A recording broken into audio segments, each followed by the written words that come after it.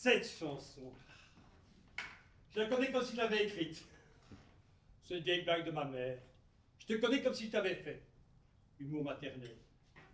Cette chanson, je l'ai écrite. Enfin, les paroles. Un peu la musique. Pas toute la musique, non. Je ne suis pas musicien. J'avais reçu les deux phrases musicales. Celle du couplet, celle du refrain. De ce qui est devenu le couplet, le refrain. Car l'autre idiot, il voyait ça dans l'autre sens. Il avait beau être un musicien de premier plan, construire une chanson, ce n'était pas son truc. Amener des bonnes bases, il faut lui laisser cela.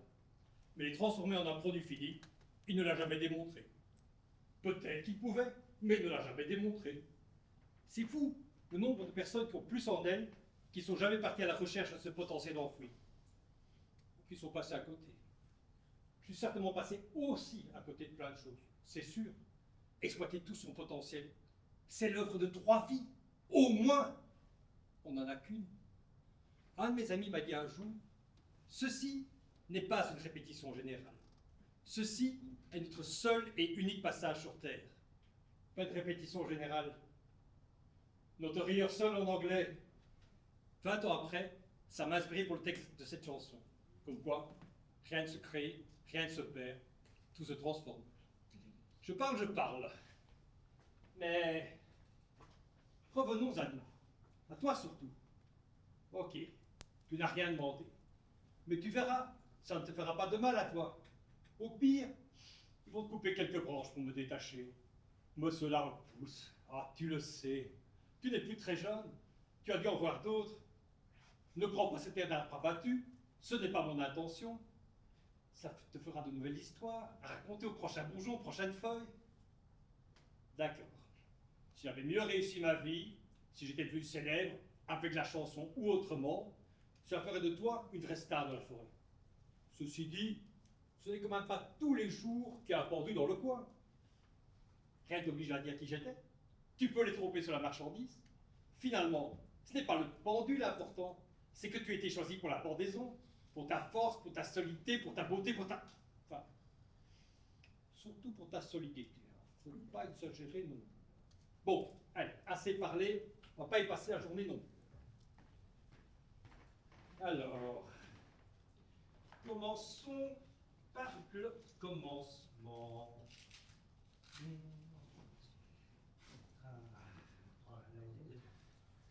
La corde.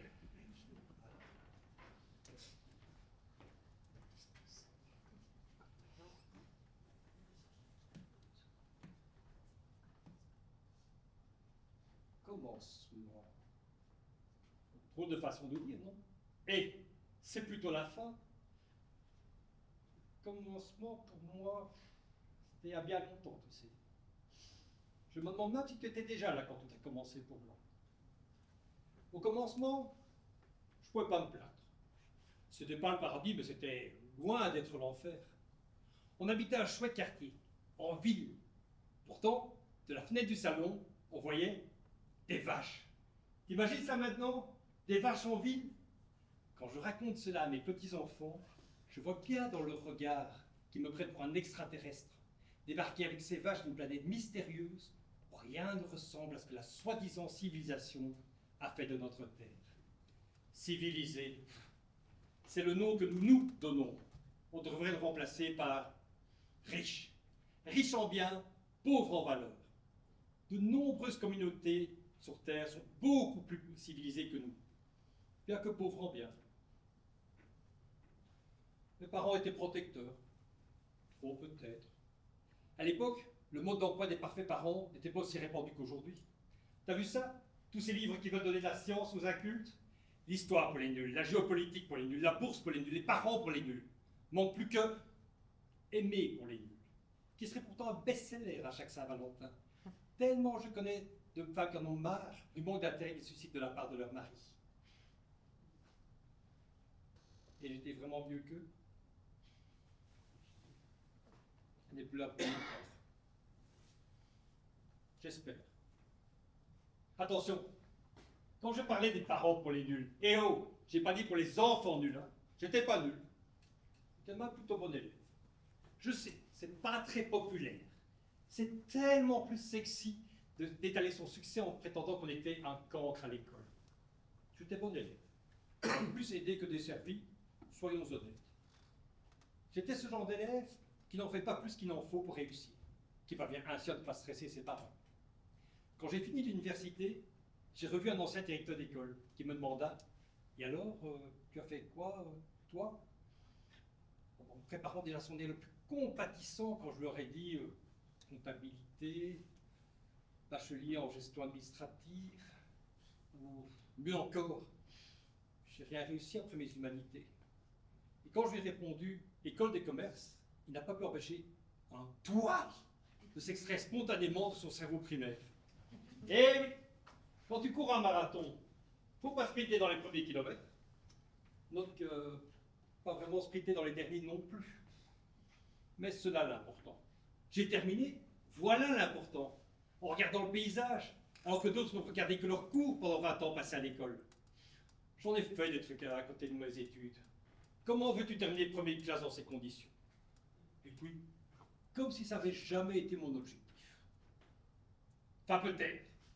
Mais quand j'ai compris que je ne le serais pas, même si j'avais fait tout pour ça, j'ai trouvé une autre voie. Ma voie. Où je fais comme ci, où je fais comme ça, et jamais, jamais, n'importe quoi.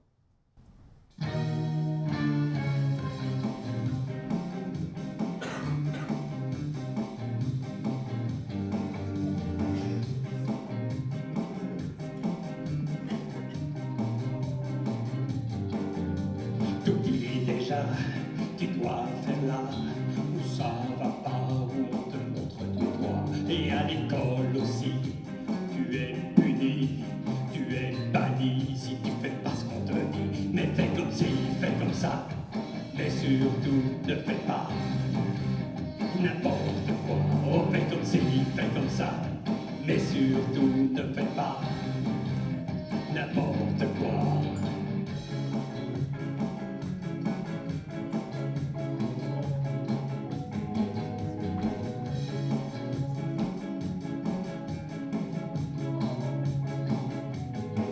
Tous les partis te disent pour qui voter, vers où aller, quelle direction respecter. Tous les curés te disent qui vénérer, quoi aduler sous peine d'être condamné. Mais fais comme ci, fais comme ça, mais surtout ne fais pas n'importe quoi. Oh, fais comme ci, fais comme ça, mais surtout ne fais pas n'importe quoi.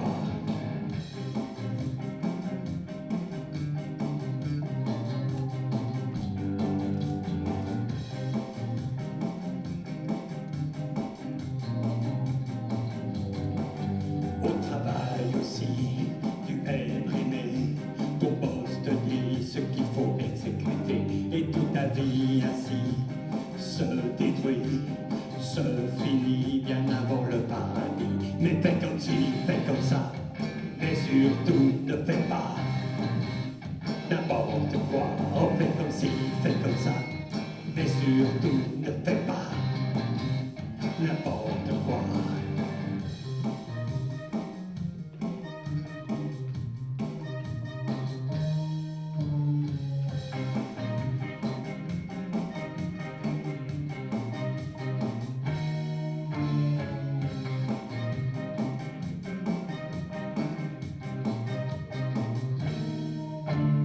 Fais comme ci, fais comme ça, mais surtout ne fais pas n'importe quoi. Oh, fais comme ci, fais comme ça, mais surtout ne fais pas n'importe quoi. Oh, fais comme ci, fais comme ça, oh, fais comme ci, fais comme ça, oh, fais comme ci, fais comme ça, mais surtout ne fais pas n'importe quoi.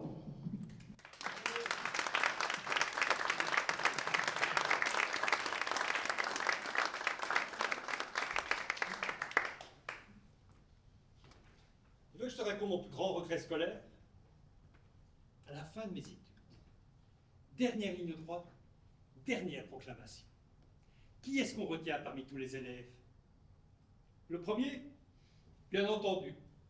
Et le dernier, Car avant son nom, il y a « et ». Quand le « et » retentit, tous ceux qui n'ont pas encore été cités espèrent entendre leur nom. C'est pour cela que tout le monde se souvient du dernier. Pour aucun autre nom, il y a une telle emphase, une telle préparation, un tel soulignement, un tel stress. Tant de rêves. Je voyais déjà pour l'auditoire, je voyais mon nom cité en grand, précédé du merveilleux « et ». Celui qui glace les espoirs de la moitié des étudiants. Le jour J, enfin là, je suis prêt. La litanie commença. Petit à petit, je sens mon triomphe arriver. J'étais persuadé d'avoir réussi. De pas beaucoup, ce qu'il fallait, pas plus. Et nous, on passait les uns après les autres. On devait être dans les 10 derniers, toujours pas cités. L'émotion monte en cran, je le sens, c'est pour moi. J'ai réussi mon plus grand coup, le tout juste réussi, pour être précédé du grand « et ». Soudain, l'horreur. Mon nom est cité juste avant le « et ». Il y en a une dont je me souviens plus du nom. Enfin si, mais j'essaie de le bannir de ma mémoire, tellement elle m'a volé la vedette ce jour-là, qui rafle la mise. C'est elle qui paraît avec le « et » les accolades chaleureuses, et les espoirs des récalés. Moi, je suis qu'un anonyme, juste avant le « et ». Le médaillé d'argent, le deuxième, celui dont on dit qu'on va retenir le nom, et qu'on oublie tout de suite après. Raté, si près du but. Ah, l'école. Plutôt des bons souvenirs. En l'évoquant, je vois passer devant moi les visages des profs qui m'ont positivement impressionné. Et il y en a eu. Des moins bons aussi. Pas souvent de bonnes et mauvaises écoles. En fait, il n'y a que des bons et des mauvais profs. J'en ai eu qui m'ont vraiment marqué pour le reste de mes jours. Tu vois, même maintenant j'y repense. Puis l'école, c'est aussi le temps de la découverte des filles. Oh les filles. Oh les filles. Ah bon, cette histoire de « et », ça fait penser à une autre histoire où mon ego était bien mis en avant. J'étais bon en histoire. J'avais adoré la période antique. Et me voilà arrivé au temps des grandes découvertes. Pour la première fois, pas de question de détails sur la date de naissance des 12 Césars. Tu sais, ce genre de truc que tu apprends par cœur et que tu oublies juste après. Là, une seule question, quasi philosophique. Expliquer pourquoi l'Afrique est au centre des grandes découvertes. Oh, beau sujet, qui tout de suite m'inspire. En 20 minutes, j'écris ma meilleure réflexion à ce propos. Arrive le jour des résultats.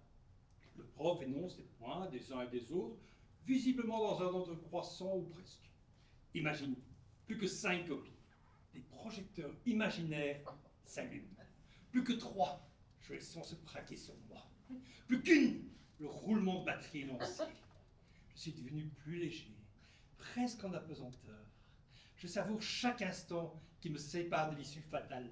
Le coup de grâce qui fera de moi le dieu du cours d'histoire. Le prof prend enfin ma copie en main et demande « C'est qui Janssens ?» Les mots arrivent avec saveur de ma gorge à mes lèvres. Fier comme Artaban, je lance « C'est moi !» Il me regarde et dit « Je vous ai mis un, par sympathie. »« Un par sympathie ! Connard, va !» Maintenant, on va savoir si c'est lui ou moi, le connard dans ce cas-là. Note qu'un jour, j'ai eu 10 par antipathie. Ça veut rien dire? Je t'explique. Ça fait 3 ans que le cours de latin était au programme. Les 2 premières années, à part quelques cauchemars, cela ne m'avait pas trop inspiré. Arriva la guerre des Gaules de ce bon vieux Jules. Celui dont on a retenu qu'il avait dit « De tous les peuples de la Gaule, les Belges sont les plus braves ». En omettant bien sûr la suite qui parlait des Suisses qui étaient pas mal non plus. Et puis surtout, ce que la plupart des gens oublient, ou pire, ignorent, c'est que sa grande lancée laudative, elle n'était pas destinée aux Belges ou à leurs descendants, mais bien à renforcer sa grandeur à lui. Ça voulait dire « De tous les peuples de la Gaule, les Belges sont les plus braves, mais ça ne m'a pas empêché, moi, le grand Jules César, de leur foutre une bonne branlée comme à tous les autres qui ont croisé ma route. » Bref, Jules m'inspirait. Et ensemble, nous franchissions tous les Rubicons du savoir qu'il avait consignés dans son journal de guerre. Rien ne semblait freiner ma route vers cette domination du latin. Rien. Et surtout pas cette interrogation écrite prévue par notre prof une belle journée d'automne. Janssens, 9 sur 10. Pas mal, me diras-tu. Et c'est ce que je me suis dit aussi, dans un premier temps. Quand j'ai reçu ma copie, j'ai cherché directement la faille qui empêchait mon triomphe complet. Je l'aperçus, mais ne la comprenais pas. Pour moi, ce n'était pas une erreur. Je ne méritais pas de perdre le poids de la victoire totale. Je demandais une explication au prof. Il ne parvient pas à me la donner. Pire, il m'en donne une qui n'était pas correcte. Je le lui fais remarquer. Il s'énerve un peu, s'embrouille, s'énerve encore plus, pour finalement me lancer la figure. Tu veux 10? Voilà, tu as 10. Non, je veux pas 10. Je veux comprendre. C'est pas la même chose. J'ai jamais eu peur de perdre. Je déteste perdre quand les règles du jeu ont changé. Perdre sans comprendre. C'est d'ailleurs un de mes trames avec les filles. Je voulais comprendre quand elles me quittaient. J'ai mis longtemps à comprendre qu'il n'y avait rien à comprendre.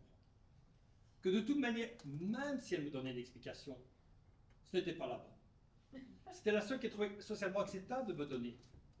Forcément, je la retournais. Comme j'avais retourné l'explication de mon prof de latin. Et en retour, je ne recevais que des choses de plus en plus confuses. Sauf qu'elle, à la fin de la discussion, elle ne me disait pas « Tu veux que ça recommence? Voilà, ça recommence !» Parce que l'amour n'est pas rationnel, il est émotionnel. Les émotions sont là pour être vécues, pour être partagées, pas pour être expliquées.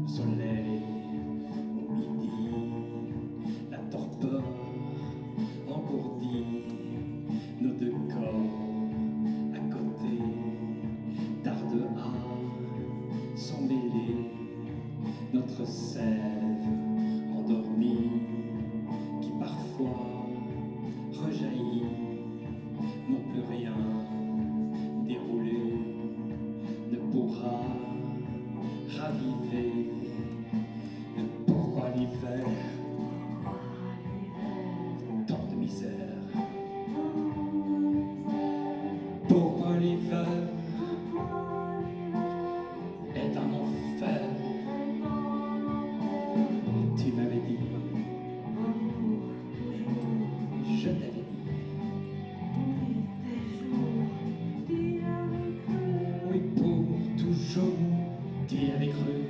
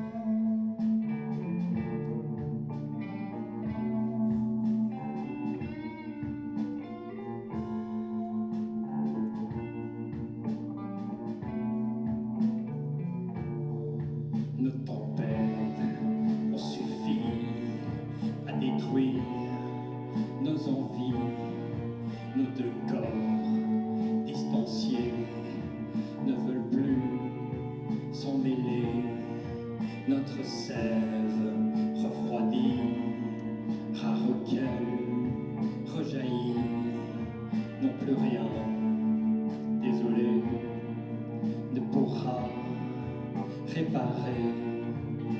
Et pourquoi l'hiver, tant de misère, pourquoi l'hiver est un enfer? Tu m'avais dit, je t'avais dit,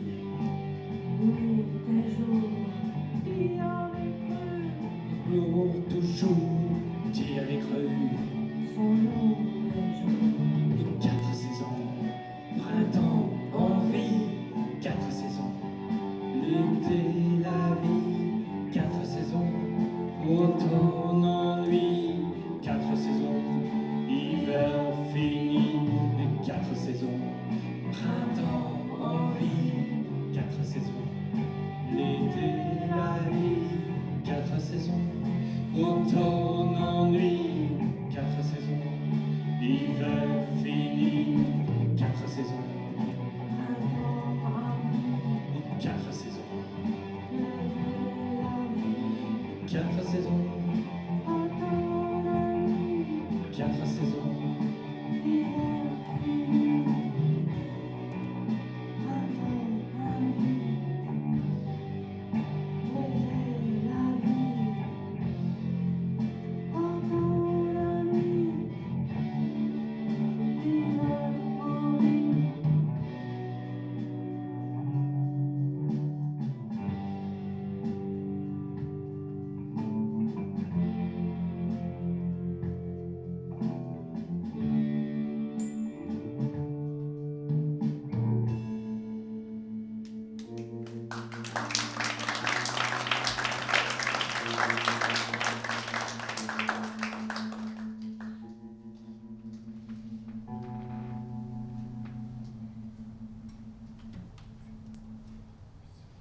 L'amour n'a rien de confortable. Il n'a jamais rien eu de confortable pour moi, en tout cas. Il m'est déjà pénible d'adopter un comportement anodin avec ma boulangère que je ne connais pas, alors avec quelqu'un que je connais génitalement. Ça a commencé jeune. En soirée, j'aimais danser des slows. Le reste aussi, d'ailleurs, ne c'est pas le propos. Donc, j'invitais à vie qui me plaisait le plus. Et on dansait. On dansait. On dansait. Et puis on s'arrêtait. Enfin, elle s'arrêtait. Je suppose qu'elle s'attendait à ce que je lui parle, et je ne parlais pas. Pas que j'étais tellement impressionné par les paroles des chansons, même par celles en français. Je t'aime, mon amour, sur la plage, à mourir. Non, j'étais tout simplement dans l'impossibilité de commencer la conversation. Je ne parvenais pas à trouver le juste milieu entre « tu habites chez tes parents ?» et « y a-t-il une vie après la mort ?» Et si oui, sous quelle forme? Il te reste 2 minutes 42 du I'm Not in Love de Ten-CC, puis normalement les 6 minutes des 2 slows qui suivront pour développer. Je t'écoute. Un peu hard comme entrée en matière. Quant à la première question, je savais qu'elle habitait chez ses parents. À 16 ans, tout le monde habite chez ses parents. Donc, je n'osais pas, et résultat des courses, il ne se passait rien. Soirée après soirée, samedi après samedi. Une fois, ça a failli se passer. Faut dire que je la connaissais. Ça faisait plusieurs mois que nos groupes de copains se côtoyaient. Je l'avais déjà vu embrasser d'autres garçons, donc elle ne s'offusquerait probablement pas si j'essayais. Au pire, elle me repousserait gentiment. Mais là, nouveau blocage. Comment on embrasse? Cela, on ne te l'explique pas dans tes cours. Dans aucun cours. J'avais beau ne pas étudier à fond, s'il y avait une leçon sur les techniques du baiser, je m'en serais aperçu. Donc, je n'ai pas essayé, et je n'ai plus essayé pendant 3 ans. Je continue à aller en soirée, espérant un miracle. Le miracle ne vint jamais, pas en soirée. Quand je suis gentil avec moi-même, j'appelle ça ma timidité maladive. Le reste du temps, de la bêtise à l'état pur. La vérité étant probablement entre les deux. Une chose est sûre, plus tu fuis l'échec, plus tu crées l'échec. Tu t'enfermes dans un coin et tu te limites à l'image de plus en plus négative que tu as de toi. Et ton amant, Cela crée des souvenirs qui, avec le temps, en deviennent presque comiques. Un soir, j'étais dans ma chambre d'étudiant et je pensais à cette fille dont j'étais secrètement amoureux. Elle habitait 2 blocs plus loin. Pourtant, ce soir-là, un vendredi d'été, je me dis, elle est en ville, allons la croiser. Je prends le bus, marche sur les boulevards, direction l'entrée d'un complexe de cinéma. Elle n'était pas là. Pas étonnant, me diras-tu. C'est le contraire qui aurait été fou. Je me dis, tant que je suis là, on voit les affiches de l'autre complexe, quelques centaines de mètres plus loin. Je marche. Et là, qui croise ma route? Elle. Pour ne pas montrer mon jeu, comme si elle savait qu'on jouait ensemble, je vais à ma destination. Mais il n'y reste que quelques instants. Demi-tour. Retour vers le premier complexe. Cette fois, elle était là. Pour donner le change, je me mets à regarder les affiches. Ne voici pas qu'elle va se poster devant moi pour regarder les mêmes affiches. Elle était là, à 1 mètre. Était-elle venue se dresser là, en espérant que je bouge, en ayant compris les regards que je lui adressais chaque fois que je la croisais? Je ne saurais jamais. Pourtant, ma bouche est ouverte pour lui dire quelque chose. Elle est sortie. J'étais tétanisé. Et plus jamais, je n'ai eu une occasion comme ça de lui parler. Heureusement pour moi, la malédiction s'est terminée. Pour faire place à une autre malédiction, celle des 3 mois. Première histoire, 3 mois.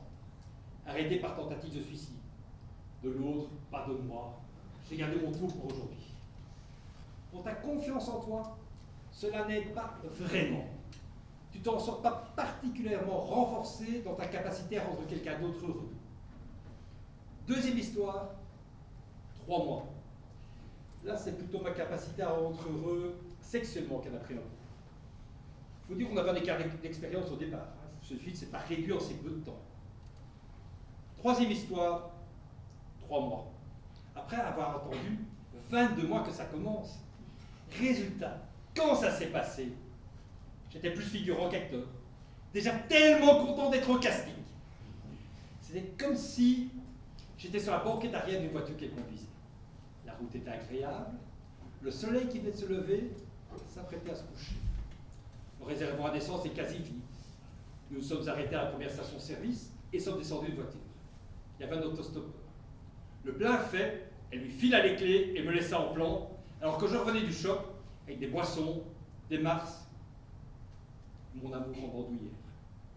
Le coup de barre, je l'ai eu. Pas le « et ça repart ». Même après les 2 mars, c'est pas reparti. Si, c'est reparti. Le cycle des 3 mois, entrecoupé de plusieurs mois d'abstinence. Enfin, pas vraiment d'abstinence. J'ai été sexuellement abusé par ma main droite. Désagréable, c'était pas, juste un peu répétitif. Mon imagination n'est pas sans limite. Par chance, elle est arrivée dans ma vie. Sinon, j'aurais eu un pénicilline.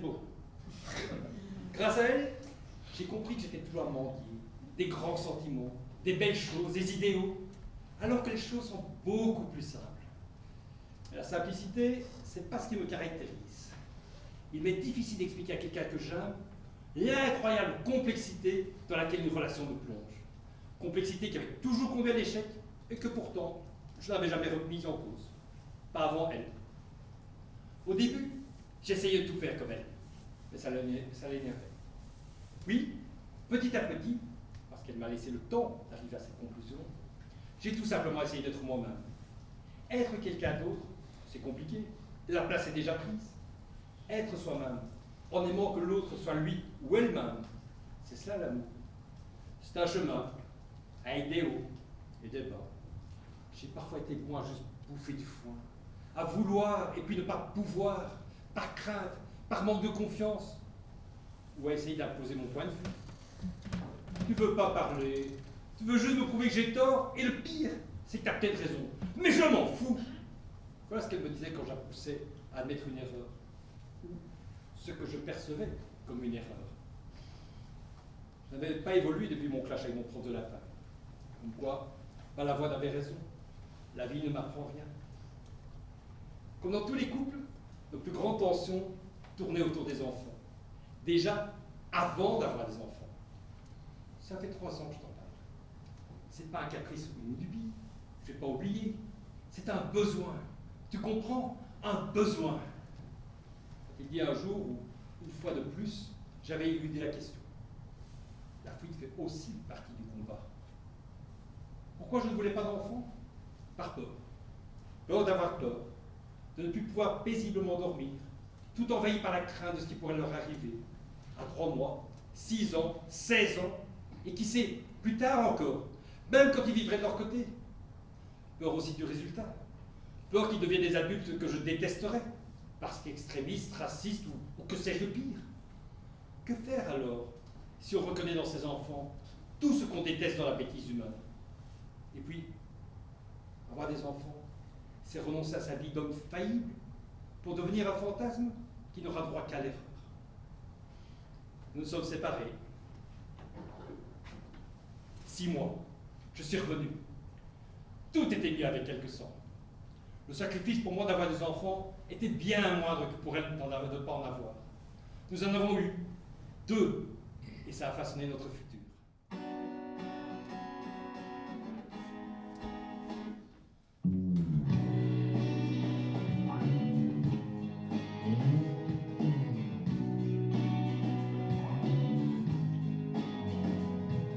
She's well known on the media scene, a nice person, never obscene.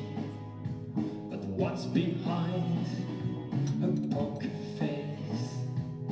Lust for love or lonely grace?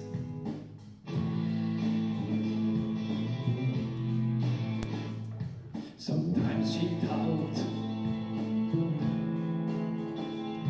sometimes she feared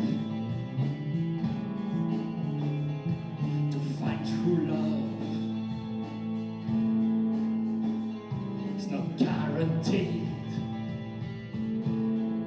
but tonight, for sure, she knows her future.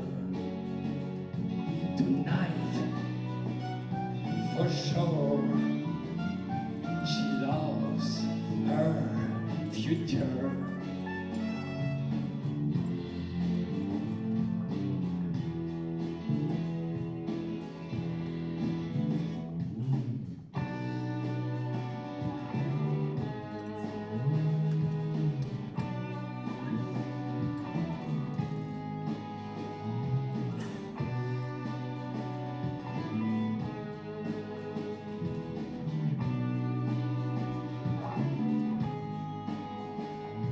He swings and runs and bags for fun, and to compete, a true athlete. But what's behind his nice story? Peace of mind or mystery?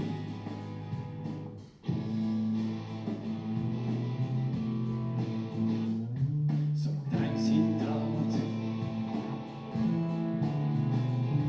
sometimes he feared to find true love. It's not guaranteed, but tonight, for sure, he knows his future. Tonight, for sure, he loves his future.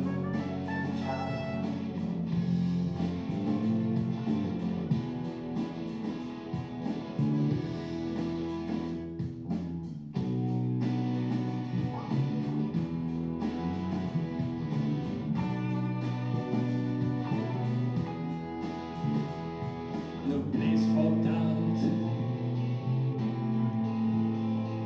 no time to fear. They found true love, that's guaranteed.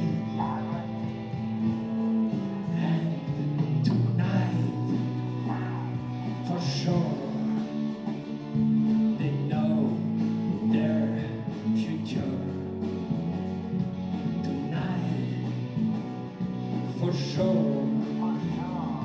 They love their future.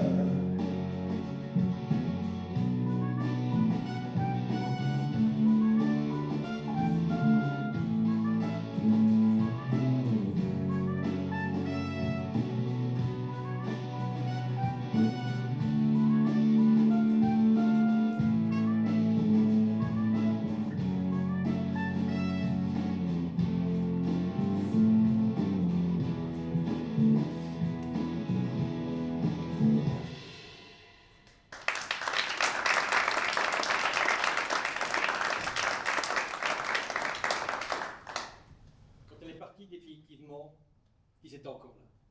Voilà. Simon, quand il rentrait le week-end, à part dire bonjour, mangeait avec nous le dimanche midi, et encore, 9 fois sur 10, il avait la tête dans le cul. C'était pas top pour la conversation. Romane, elle, je la voyais un peu plus. Je l'apercevais un peu plus. C'était pas top non plus pour la conversation. Heureusement qu'ils mettaient leur vie en ligne. Je voyais ce qu'ils venaient, ça me faisait plaisir, et ça m'occupait au boulot. C'est peu de temps après que j'ai arrêté. Vendre du savon ou de l'eau sucrée, quand on n'a plus envie, à quoi bon le faire? Je te dis ça sans amertume. Ça a quand même rythmé une bonne partie de ma vie. Je dis bonne parce que ça a duré plus de 30 ans, près de la moitié de ma vie. Bonne aussi, car je m'y suis fait des copains, voire des amis. Bonne enfin parce que ça m'a apporté beaucoup de reconnaissance, de gloire, éphémère, et surtout suffisamment d'argent pour m'offrir la liberté d'arrêter. J'aimais ce que je faisais. Plus j'avançais, plus j'avais l'impression de transmettre. Non seulement une connaissance académique, mais aussi une certaine forme de sagesse. C'est ce qui m'a fait comprendre, il y a longtemps déjà, que j'avais d'autres envies et d'autres failles. Un jour, je me suis dit, si je deviens un peu plus ce que je suis, ma vie ne serait pas ratée. Le problème, c'est que j'étais incapable d'expliquer ce que je suis. C'est pour ça que j'ai consulté ce psy. Comportement obsessionnel, accompagné de diverses névroses, obsessionnelles elles aussi. M'a-t-il dit en ajoutant, même sans sourire, rien n'est occulté, sinon pour être dévoilé. Et rien ne se cache, sinon pour être révélé. Vous êtes libre les 20 prochaines années? A priori, je l'étais. Mais je n'ai pas eu la sensation de faire de véritables progrès. Par contre, je ne m'ôte pas l'idée que la piscine dans le jardin de sa villa 4 façades pourrait porter mon nom, tellement j'ai aidé à la financer. Ah, je retiens de belles phrases de nos conversations. Certaines choses échappent à la raison, cela ne les rend pas moins raisonnables pour autant. L'éthique, c'est bien, il en faut. Mais c'est comme la logique. C'est trop simple pour intervenir dans les rapports humains. Le monde n'a rien de logique. Il est truffé de pièges, de subtilités, de fausses pistes. Il faut être tenace et en veille permanente pour en suivre le flot. Souvent, les plus belles images sont les plus malhonnêtes. La culpabilité, c'est la lâcheté devant la vérité de l'être.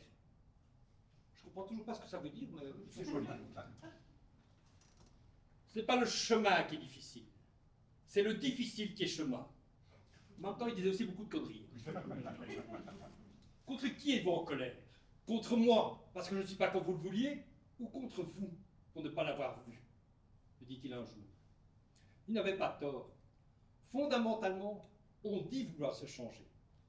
Le plus souvent, nous voulons que les autres changent. J'ai arrêté d'y aller.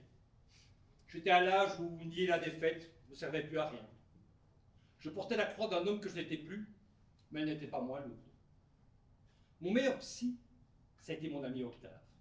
Le jour où il m'a dit, la vie, ce n'est jamais totalement blanc, jamais totalement noir.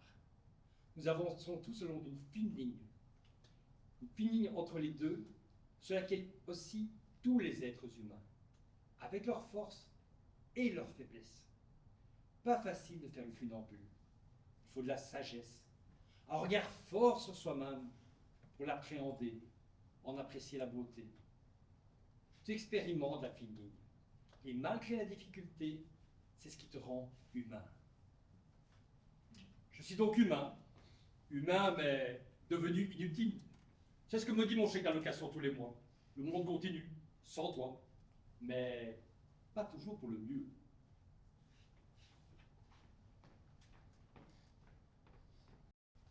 La télévision passe son temps à nous parler de l'Iran, du Venezuela.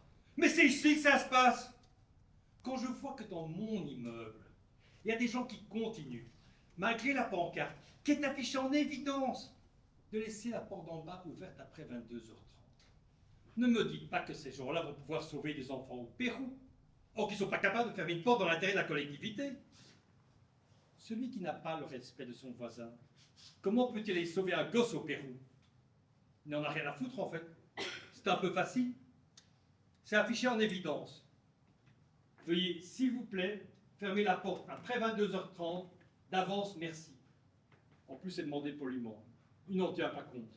Alors, au Pérou, où c'est pas marqué, veuillez, s'il vous plaît, sauver les enfants de la misère. D'avance, merci. Il n'y a aucune pancarte comme ça au Pérou. Hein. Vous pouvez chercher. Allez-y, cherchez. Il n'y en a pas. J'y suis allé. J'ai passé 3 semaines de vacances là-bas. J'ai pas vu de seule pancarte comme ça. Pas en français en tout cas.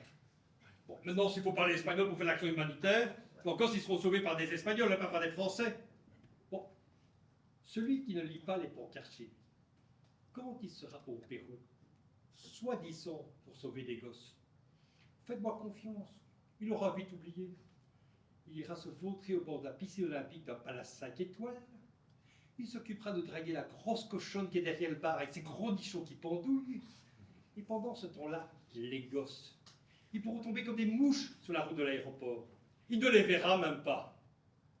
Eh oui, le combat, il n'est pas au bout du monde. Le combat concret, il est à notre porte. C'est peut-être pas héroïque, mais au moins, on avance. Alors ceux qui se donnent des grands vertiges avec la sécheresse au Mali, ils me font bien rigoler.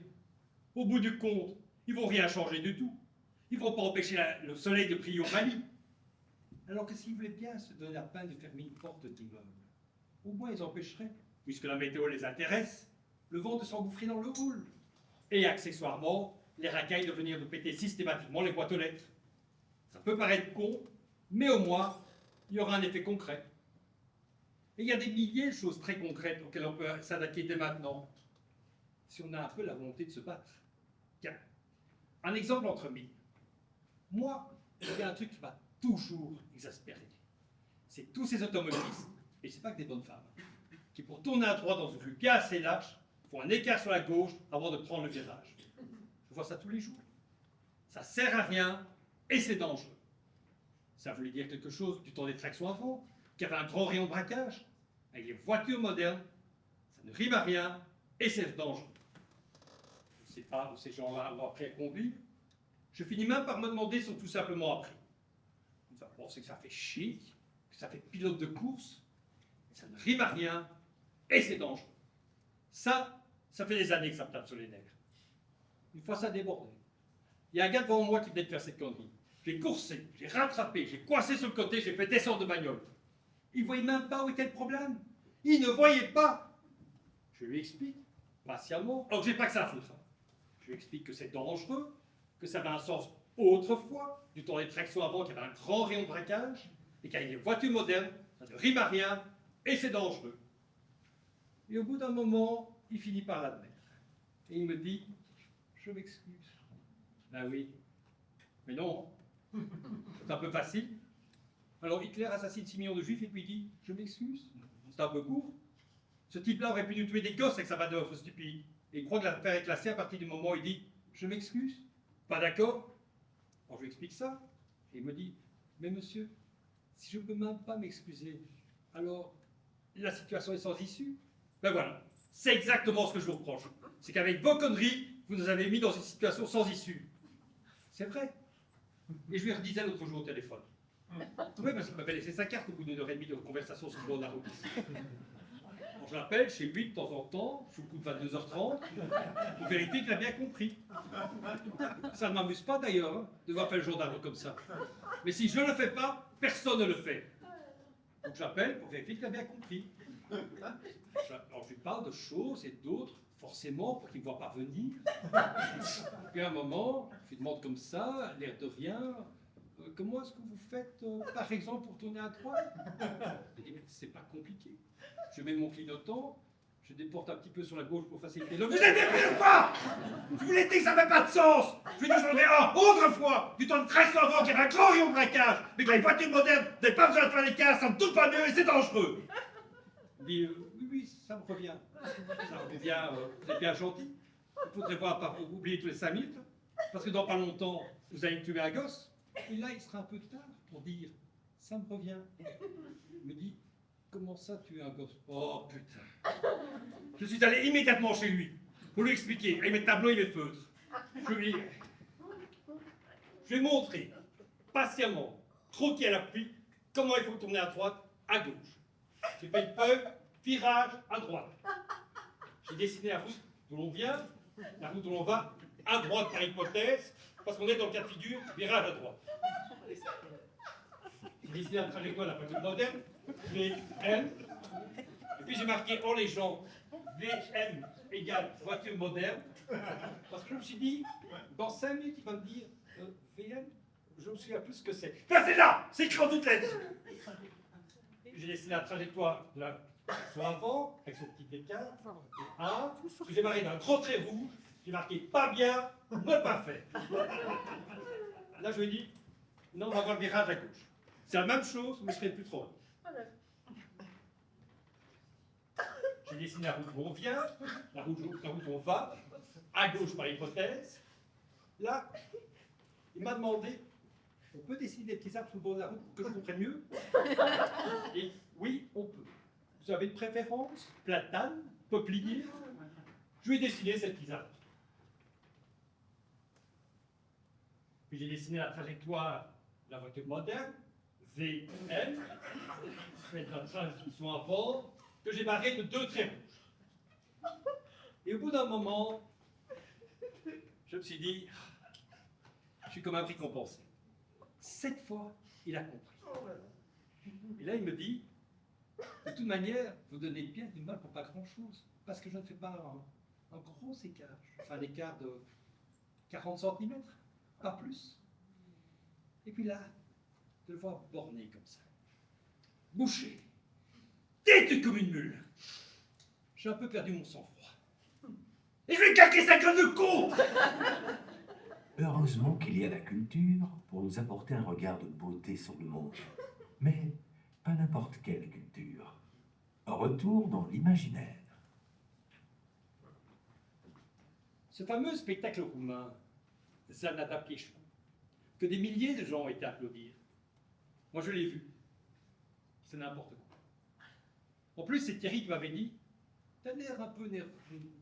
Va voir ça, ça va te détendre. Et puis, c'est un monument de beauté et d'intelligence. C'est la référence absolue. Moi, évidemment, je me faisais une joie. Je me rappelle même que je chantais dans la voiture en galant. Eh bien, c'est n'importe quoi. C'est donc une parabole historico-sociale en forme de ballet équestre. C'est écrit sur le programme. Ils sont donc une quarantaine, à cheval. Déjà, j'aime pas trop les spectacles animaliers. Mais là, en plus, comme ils ne peuvent pas se payer des vrais chevaux, ils sont constamment à califourchon sur une espèce de manche en bois, avec une tête de coup de cheval en contreplaqué au bout, et une petite lanière. C'est grotesque. Ils sont au costume d'époque, parce que c'est censé être une grande fresque historique sur l'histoire de la Roumanie. Mais tu parles comme on s'en branle de l'histoire de la Roumanie, on la connaît même pas. Donc ils peuvent raconter ce qu'ils veulent, c'est bien pareil. Et alors, pour tout arranger, ils chantent. En italien. Pourquoi ils ne chantent pas dans leur langue? Mystère. Ça fait Eh bovrino, palinda, palindo, palinda, palindo. Alors, notamment, il y a un tableau. Je crois que c'est censé être le couronnement de la reine. Je dis je crois, car à ce stade du spectacle, On se fiche à peu près totalement de ce que ça raconte. On a juste envie de se barrer. Ils sont donc tous les 40, alignés le long des rideaux. Puis le premier va se passer vers le centre, en chantant Mbaria Brito, Mbaria Brito, Mbaria, Mbaria, Mbaria Brito. Oui, il se trémousse tout le temps comme ça, pour imiter le mouvement du cheval. Comme si on était dupes, comme si on ne voyait pas que c'était un manche à balai. Il va vers le centre, c'est long, ça n'en finit pas. Il regarde le public droit dans les yeux, avec une espèce d'arrogance insupportable. Et puis quand enfin est arrivé, le deuxième part à son tour. Pareil! Zerfina, Zingola, Bonfini, Gelfini, Bolini, Gelfino. Même trajet, même agitation, même regard. T'as tout le temps de t'emmerder. Les gens par parents entiers. Et ainsi de suite. Tous les 40. Sans aucune variante.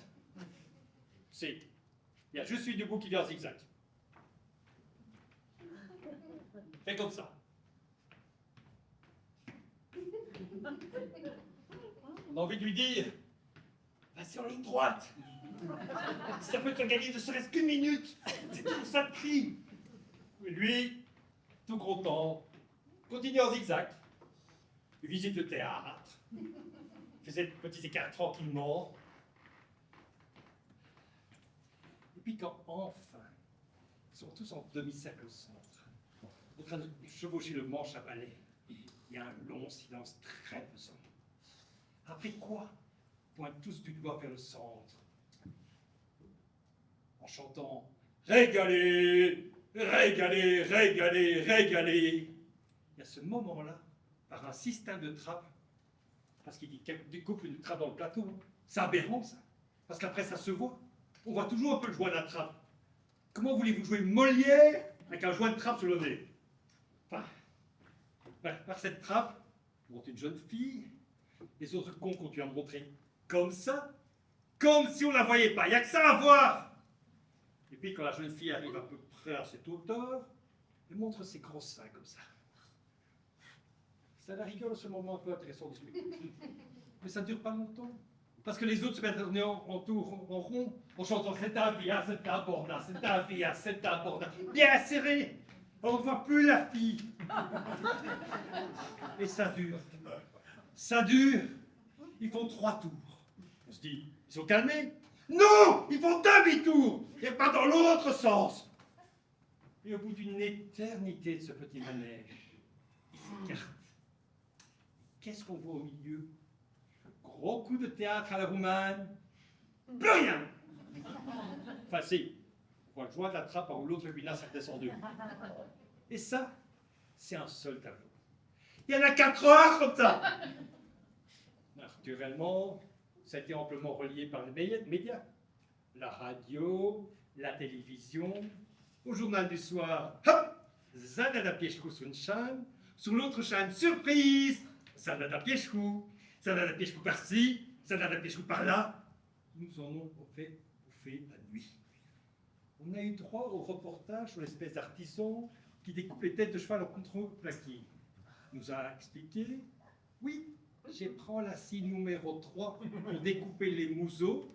Et il y a anecdote amusante si on a le temps. Oui, on a le temps. Quelquefois, M. Piechkou est très pressé. Alors, j'ai eu l'idée de mettre 12 épaisseurs de contreplaqué. Alors, je prends la scie numéro 9.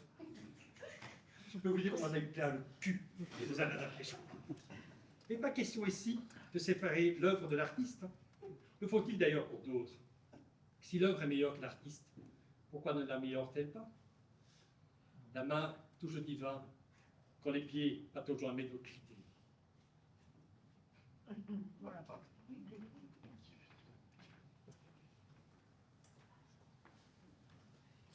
Pour moi, la culture, c'est sex, drugs and rock and roll, comme le disait si bien, ou l'incarnait si bien, Daniel Darc.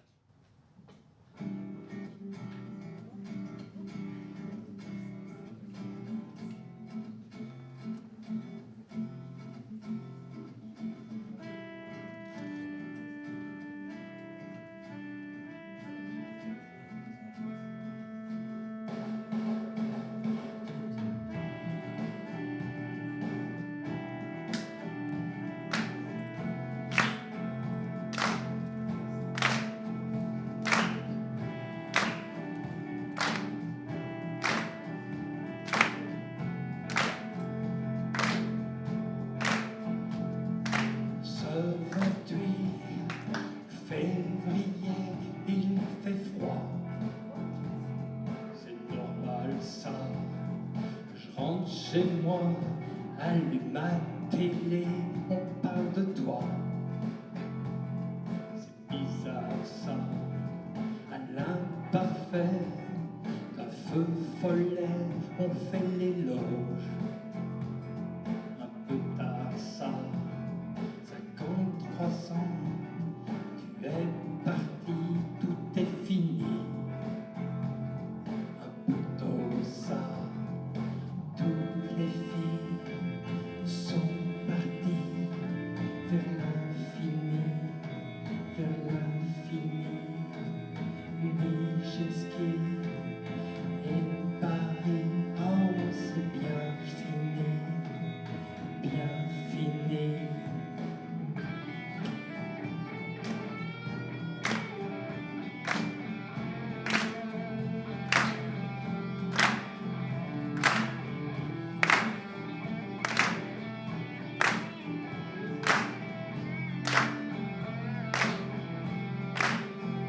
Poète incompris, drogué de la vie, même dans ton nom. Y'a ta part d'ombre, artiste attachant, parfois déroutant, même dans tes textes. Où tout est sombre, t'étais le printemps, t'es plus là maintenant, y'a plus de sol.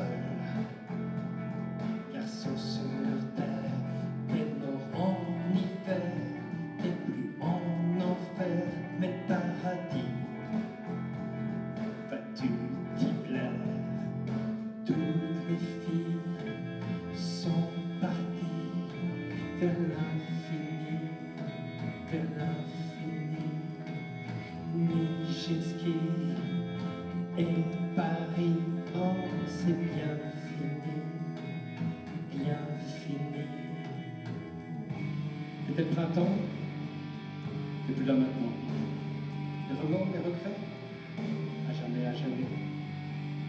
Je me souviens, je me rappelle, la vie est mortelle, et les jours bien trop longs sont des variations. Les chapelles Sixtine, ton héritage restera à jamais, à jamais, à jamais, à jamais.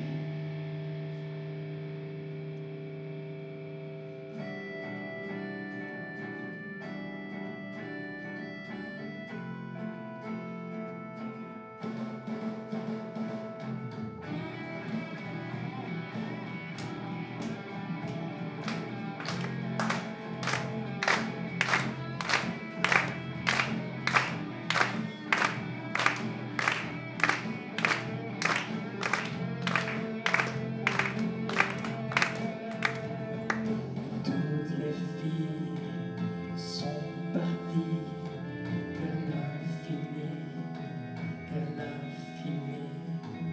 Et Nijinsky et Paris, oh c'est bien fini, bien fini. Toutes les filles sont parties vers l'infini, vers l'infini. Nijinsky et Paris, oh c'est bien fini. Non, c'est mal fini, c'est mal fini, c'est mal fini, mal fini.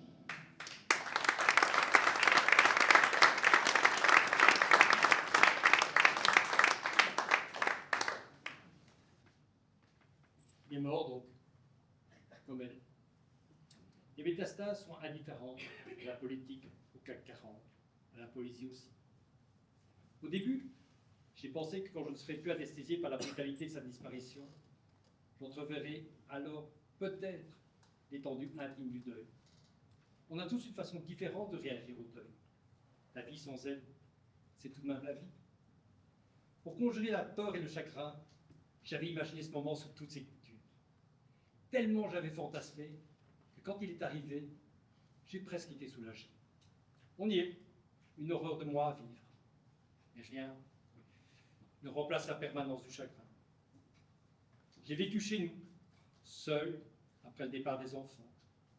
Je me suis alors débarrassé de ce qui me reliait à la vie avant elle, ce qu'elle m'avait reproché de garder. Ce sont mes racines, lui disais-je. Tes racines, c'est du folklore, du cache-misère romantique, de la glorification de la tradition imbécile. Ça te colle au sol et ça t'empêche d'avancer.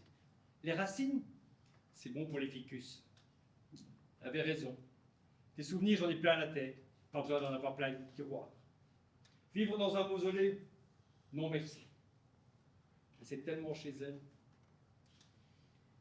que son absence est obscène.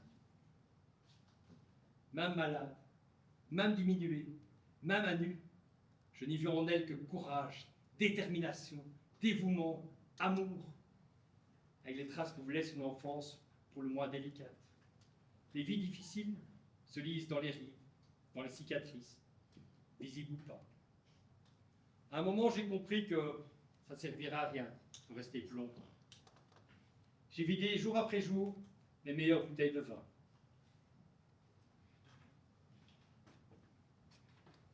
Et me voici devant toi, avec m'accorder mon chagrin, avec mon bilan mitigé, fait de grande joie et de petite lâcheté, ou le contraire. Allez, on y va.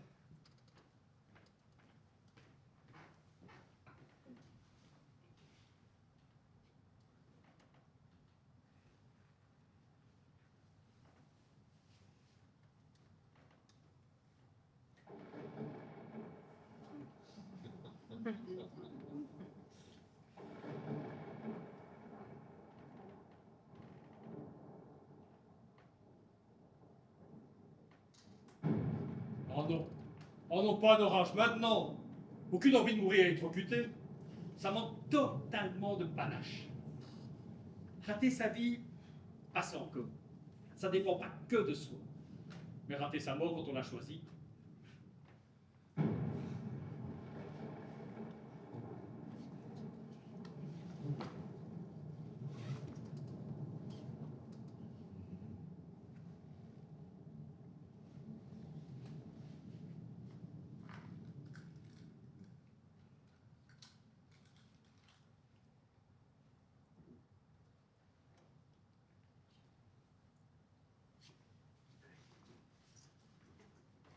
Je reviendrai. J'espère que la foudre ne t'aura pas choisi.